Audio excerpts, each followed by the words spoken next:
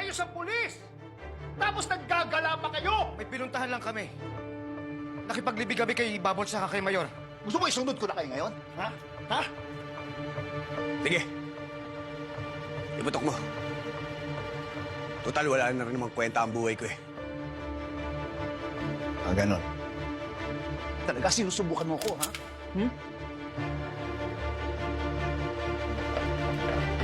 Sige.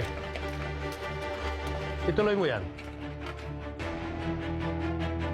Pag kinalabit mo yan, magkakaubusan tayo dito.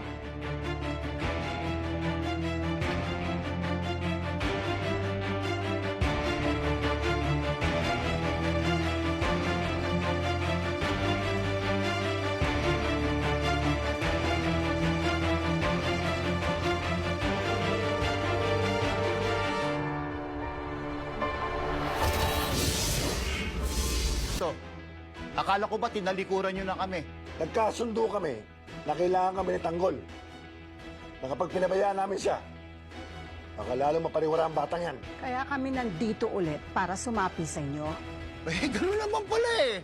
Everybody happy. Yan ang importante sa atin. Yung dapat talaga nagtutulungan tayo at nagkakaisa. Tama yun. Tayo dapat nag-aaway-away. Lalo ngayon, napaka-importante ng araw na to.